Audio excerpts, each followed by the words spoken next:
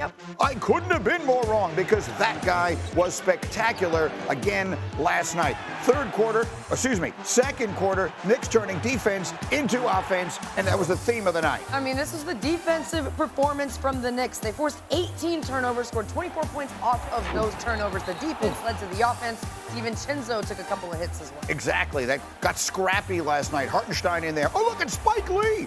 He's ready to throw hands if necessary. About a minute later, Knicks, Brunson, just watch him cook. You can't let that man go off the dribble. You have to force the ball out of his hands because when he's in a rhythm, I call it the Brunson boogie. Whether it is getting to the rim or knocking down threes, he's blowing kisses to everybody. Final seconds of the half, it's more from Jalen Brunson. The Knicks a 15-point halftime lead. The way he is able to get to his left hand and attack off the bounce, he left defenders in the dust, hit transition threes. He was on fire. 44 points for Brunson. It was 28 in the first half. That was his mom. They loved it. Meanwhile, here's Brunson again. Oh, DiVincenzo taking off and jamming it. He had just 8 points. Now watch this off the ensuing inbound.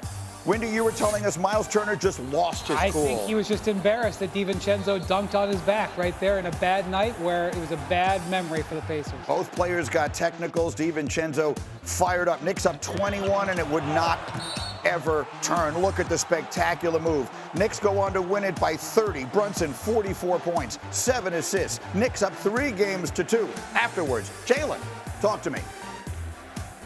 One thing that I've learned in the playoffs is that one game does not have any effect on the next. So honestly, once we leave here tonight, this is over with. It's all about how do we prepare for game 6. As much as you talk about him and you talk about him a lot, and rightfully so, it's not enough, and what he means to the team, and he's so willing to share everything with his teammates. And I tell you, to me, that's the best part of him. His play is spectacular, but who he is as a teammate, as a leader, it makes us that. All right, so we got plenty of time to dive into this and the other game last night, and I rarely do this, but I'll start. I was wrong. I was as wrong could be, and Jalen Brunson is the reason why. And you said that exactly to me, and you said it last week. You threw the paper, and I will admit, inside my head, I'm thinking, oh, what are they talking about? They have no idea what they're talking about. The Knicks are too banged up. There's no way in the world they can keep overcoming all these injuries. They don't have anyone big. And you know what they did? They make adjustments. They rested up a little bit. They took the second half off on Sunday, which may have been the best thing that ever happened to them. And Jalen Brunson is a legit MVP. They are chanting MVP, not ironically, at Madison Square Garden. So I could not have been more wrong. Tom Thibodeau with a major adjustment in this game, bringing Miles McBride into the starting lineup. And you say, wait a minute, how are you going to start 2 small guards in the backcourt of a vital playoff game? Well, Thibs had a plan, and that was to use Miles McBride as a screener. They wanted the matchup on Brunson that they had in games 1 and 2, which was Andrew Nembhard. They had this problem. They had Andrew Nesmith on him. What do? Well, you have Miles McBride, who had never set more than 8 screens in a game in his life in the NBA. Last night, 23 screens. All of a sudden, voila. Brunson has the matchup he wants, and he goes to work. The Pacers kind of panicked, in my view, started double-teaming Brunson. He eviscerated that. The Knicks were very prepared for that, and they end up with 29 more shots. That is an unbelievable number because of how they got the loose balls. Chiney, you've got tape showing exactly that. Those double teams wound up working against the Pacers. Yeah, you said it. Thibs had a plan, but Thibs also has a star. And we're talking about double teams, 28 possessions in which the Pacers doubled Jalen Brunson, and he made them pay. First of all, this is the ultimate no-no. If you're going to double team, he does not get the basket. He gets a layup on 2 defenders. Then after that, he shared the ball. Watch, doubled. They were crisp. They knew what was coming. They attacked Josh Hart again for the layup, but this is the dagger right here. Doubled, and this was early in the game when they set the tone. Rotation, and they kill you with 3. I believe it was 2 for 7 from threes. 28 possessions in which they were double teamed. Jalen Brunson, they generated 34 points. To me, the most impressive thing is that, Brunson, we all know he dropped 44, but he generated 62 out of 121 points. 51% of their offense came from their star. The plan was to be versatile, and the ability for them to not guard him at the rim while double, to me, was kind of wild. Their defense was truly lacking. I was so impressed with Jalen Brunson, as I have been all season, but reading the defense, like on that first layup that you just showed, the defense stays on his side. Yep. all night last night. If the defense was on Jalen Brunson's side, he continued getting to the rim. If a defender wasn't 2 feet in front of him, he kept going, and he finished layups, paint points for the Knicks. Jalen Brunson operating this way allows everyone else on the floor to thrive in their specific role. We talked about DiVincenzo doing the dirty work. We talked about Miles McBride shooting screens or setting screens. When you set good screens, you get good shots. The way the Knicks were contributing to their role and committing to it, we haven't even talked about Hartenstein getting 12 offensive rebounds. Yeah. We haven't even talked about that. Yeah. Everyone did their role perfectly last night.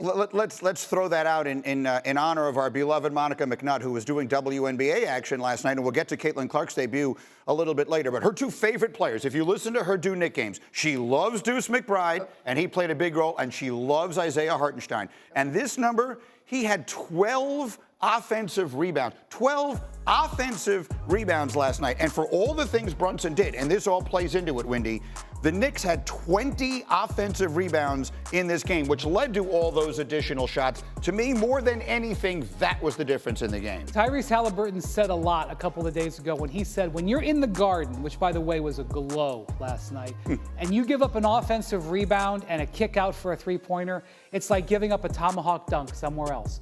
And Isaiah Hartenstein was doing that. A number that I think underscores what he did last night. He had 12 offensive rebounds and 5 assists because he's getting the rebound and kicking it out. You know the last time an NBA player had 12 offensive rebounds and 5 assists in a playoff game? How about Moses Malone in 1982? Only the greatest offensive rebounder of all time. That's what they got from Isaiah Hartenstein last night, combined with the awesome play of Brunson. Yeah, I mean, the numbers, if you sit and look at the stat sheet, and don't just look at the column all the way on the right side where they tell you how many points people had. They're so easy to root for because they are young, they're scrappy, they're hungry. It's the opposite of what they have been, and they have somehow overcome what I genuinely thought was going to be impossible injuries. You have to give so much credit to their mental fortitude because they went into an arena where they were blasted. They were embarrassed by their performance. And this is a team that has a lot of miles on them. I always joke that it was true in the first 8 games. What was it? Josh Hart ran a literal marathon, 26.7 miles. And so they could have any excuse saying, oh, we're banged up.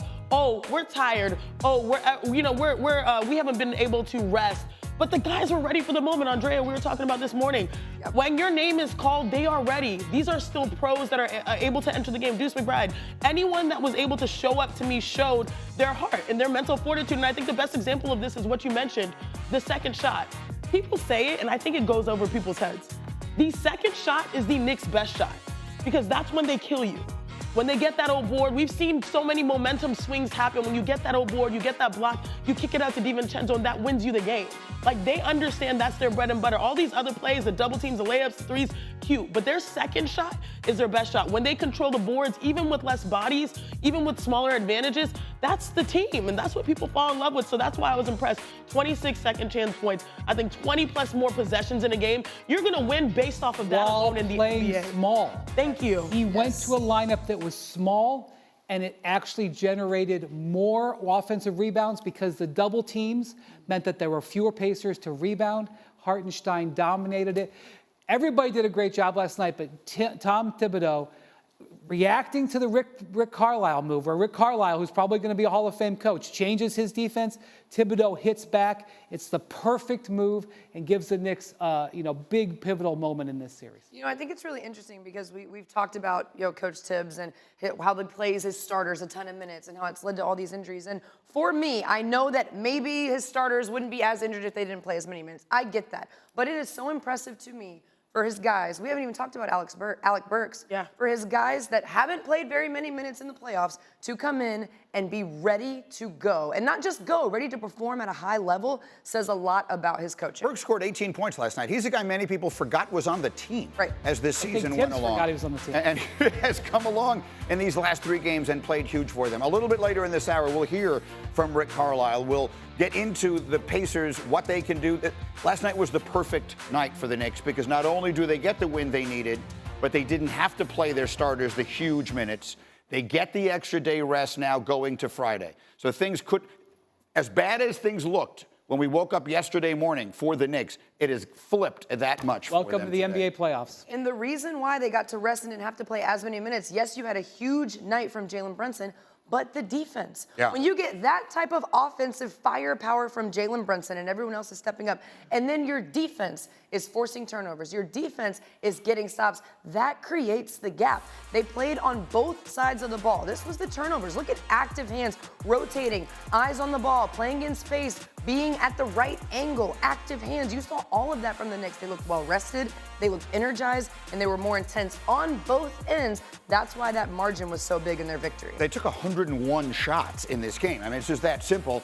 And again, 18 turnovers for the Pacers, contributing a lot to that. That's the team's most in the playoffs, as you see, in 6 years. Much more on this game. We'll hear from Rick Carlisle as we go. And we are waiting for Big Perk, who was going to join us this morning. He'll be in studio after he was on the bench last night. Not the bench, but practically on the bench. Would have had him on the bench. Last night, he was right there courtside. And then after the game, oh, look, they love him. He's hanging out with Tracy Morgan. Fans are chanting his name. Candidly, we haven't heard from him since. So we're efforting. Yeah, we are efforting Big Perk, and hopefully he is on his way, and we'll have him shortly because we need him to talk about that game.